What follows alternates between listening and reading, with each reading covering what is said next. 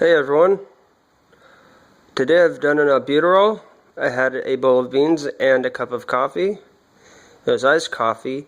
It was really nice coffee. Well, it wasn't iced in that it had ice in it, but it was microwaved. What am I saying? It was refrigerated overnight. What a fool I am for thinking you'd make things cooler by putting it in the microwave. Anyway, burritos, 2 of them, 2 Polish sausages, cheese, refried beans, sriracha, and tahini, but not cayenne red pepper seasoning because it turns out that's been making it way too hot. I enjoy these a heck of a lot. You put tahini seasoning on it and it's still really good, but it's also way spicier than it necessarily needs to be. So these are really quite excellent and can be ruined if they're just not edible because they're too hot. Well, okay, I'd say they're not edible, but I don't have to force myself to eat these and enjoy them. I do that naturally. Here's a power drink. And on a related note to this, yesterday, I didn't take any short-acting insulin, but I did take my long-acting insulin at 10:30. When I woke up this morning, my blood sugars were at 150. That's still a little too high. However, it does seem to mostly confirm that as long as I take my evening insulin at about 10:30, then my blood sugar should be right about normal by the next morning. It's still a good idea to take short-acting insulin when I have a lot of carbs. But that seems to be the crux of the problem. If I take my long-acting insulin in the morning, like at 2 in the morning, then it's a very short time period for it to work, and the next morning, later that morning, it's still really high. So I'm glad I have that figured out.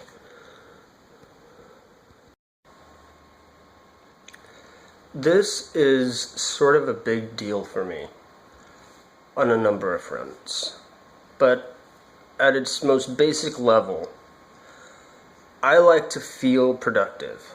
I like to feel useful. I like to be engaged in some kind of work, in some kind of project. But I can't gain employment because my health situation does not allow me to be consistently productive. And I bring this up because I just had one burrito, haven't eaten the other one yet. And I'm sitting here on my bed, where I am about 90% of the time. And I just ask myself, how do I feel right now about trying to get up and do something? About, like, physically, how do I feel? And I'm just tired. And I feel kind of miserable. I'm a little achy. I'm consistently under the weather. Or at least constantly under the weather.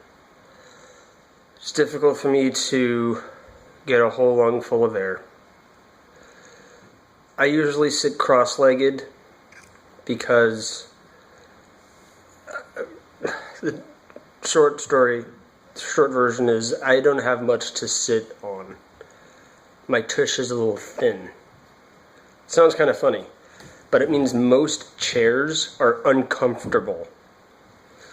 I'm uncomfortable sitting in most chairs. It's the reason I sit in bed all the time. Springy comfort pillows. But even when I sit cross-legged here, my ankles start to hurt. And when I do make sure that's comfortable, when I cross my legs or I have one leg resting on another, it starts to hurt because there's no, and it is called adipose tissue. I looked that up. Or adipose, it's just, the fat tissue that's like under the skin. It's supposed to cushion you. I don't have that. I'm just thin. There's like the skin and then the muscle and then the bone. And when you put one leg on the other, it just pinches because there's no cushioning tissue there. So sitting hurts. Think about that. That's not even an exaggeration. Literally, if I sit in a chair for too long, excuse me, it's just painful, literally. So I like to think I'm getting something done, even if I'm just tricking myself into thinking that I'm getting something done. I like to try to be productive, but also I like to contribute to things. But I can't, because I'm just tired all the time. I'm out of breath all of the time. So I would like to have a job. I would like to have work, because I like to work with people. I like to be in a productive environment with other people who are working. I can't do that consistently. I can't do that every day. I can't do that most of the day. So, it's just kind of a conundrum for me in that I never wanted to be unemployed. I don't know that there's many people who genuinely say, I never want to work, ever. Just do nothing. I don't think most people are like that. I'm certainly not like that, but it's not like I'm being given much of a choice. So I just wanted to try and make sure I get the other side of that idea from what I was saying yesterday, because I was irritated that this is at least the third time the Social Security office has denied me handicap or disability benefits, as if I could ever get a job, even though I want to. Rather than saying even if I wanted to, I most definitely want to. But even going to school, as I was at the beginning of last year, takes energy. It takes a lot of concentration. And I just don't have the capacity to put energy towards that all the time. Very short bursts at inconsistent intervals. Hi. So, earlier I had 2 PB&J. Made them both at the same time, had one right after the other. I had a cup of juice while I was making them, and let me fix this, and a glass of 2% milk eating them. And I know that's a lot of carbs, so I had 10 short-acting units, specifically because I had the 2 sandwiches there and a glass of juice, and trying to make sure I make an effort to stay on top of that. So, I've done an albuterol, I'm about to do a vest, about to do a saline solution. And there's another thing that I should tell you about my health. It's not something I've ever heard from other CF patients. This has been a long time coming, in that this is something that's been happening within the past few years. So, something that happens sometimes. This is rare. It's not a common thing. Sometimes I get dizzy coughing. Sometimes I get tunnel vision. And for those of you who aren't quite sure what that means, it simply means that the peripherals of my vision go dark, and I focus on the center. And the way it looks dark, it's almost like it looks bruised. Like it's kind of purple, but mostly just really dark, and you don't really see it itself. But the peripheral inward sort of becomes dark and obscure. That happens sometimes. And it's the reason why I instinctively put my hand to my head and make sure that my head is supported. Is because that happens sometimes, and it's just, if that's going to happen, there's no warning to it. Nothing comes before that tells me that's going to happen. So I just usually put my hand to my head when I cough. But something that happens a bit more rarely is that this dizziness and tunnel vision can be more severe at times.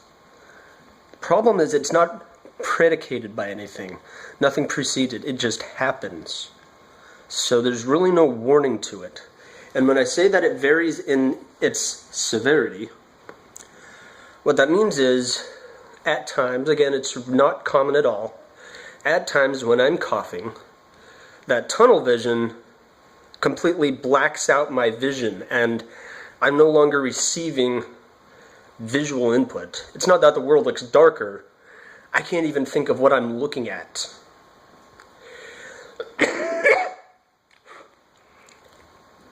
Secondarily, it affects my hearing.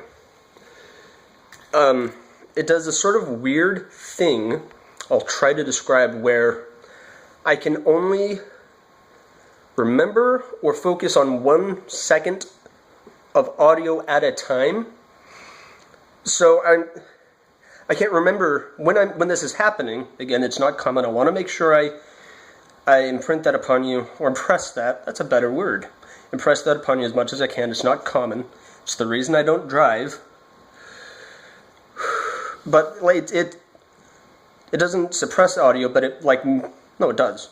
It suppresses my hearing to a degree, and what I'm listening to, I can only think of that second of audio, and I can't think of what I was just listening to, so I can't get context. If I'm listening to music or to a song, I can no longer identify the song. I can only hear the second of audio playing, or second, not the literal.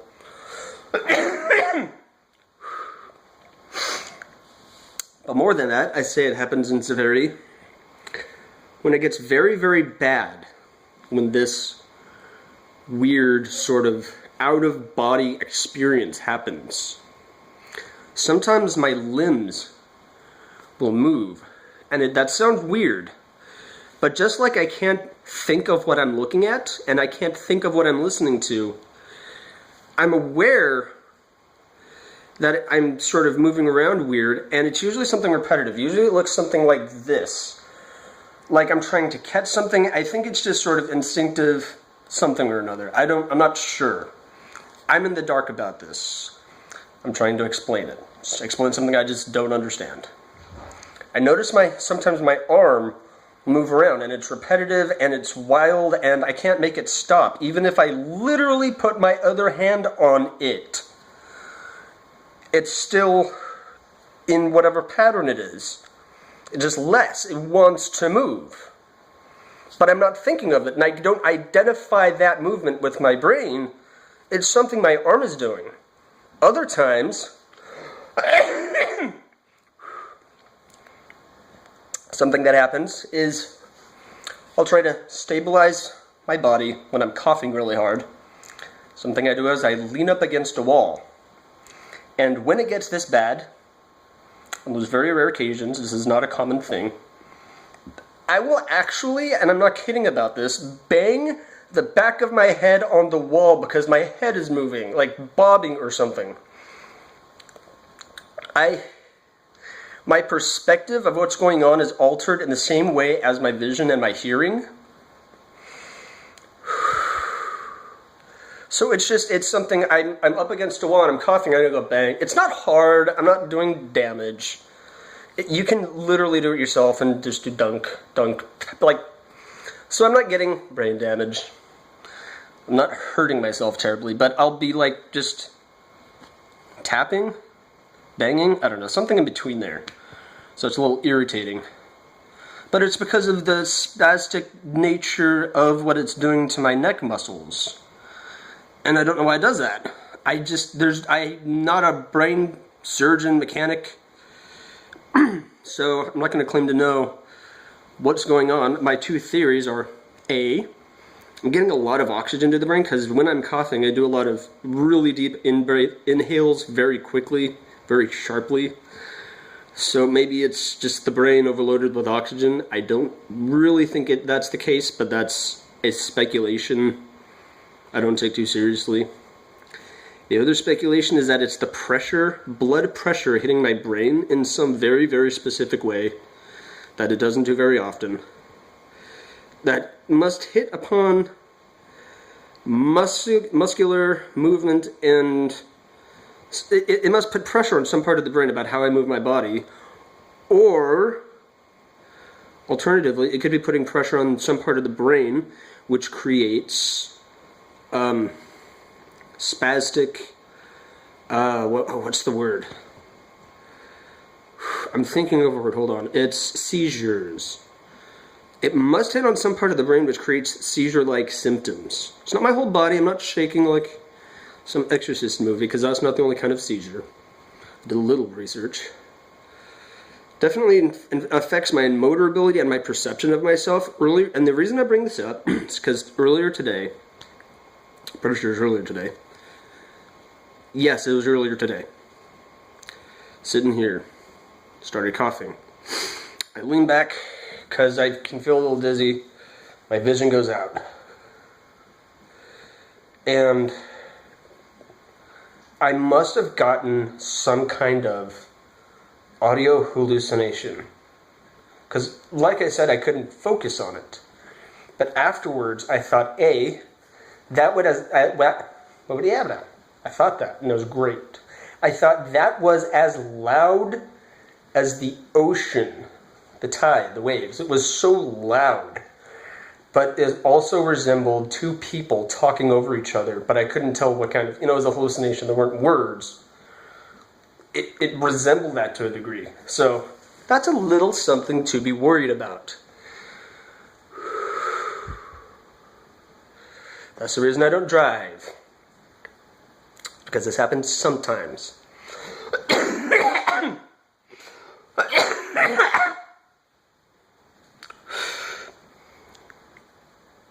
It happens rarely. But it happens without warning and without any residual damage. So, and it almost always happens when nobody's around. Well, that's probably my fault, not being around people. But, so, wanted to make sure you're aware of this. Never heard anyone else ever talk about this. Only happens when I'm coughing, and not really correlated to any kind of pattern. It doesn't happen under any kind of specific circumstance. It's just random. Fortunately, it is not common. I would say once every 2 months to put a mundane statistic on it. But I don't like it. Makes me a little scared, a little uneasy, a little uncertain. I'm a little worried about what this pressure is doing to my brain, what's been poked around up there. But it's not really something that can be quantified or qualified. It is similar to how I get lung bleeds. And the only consistency there is I usually get a lung bleed when I lay down to go to bed. Well, that's not helpful to say, well, that's great, just never lay down again. And then sometimes it happens when I'm not laying down to go to bed. Not laying down to go to bed. So it's just, it's annoying. It's not something I don't know how to deal with it.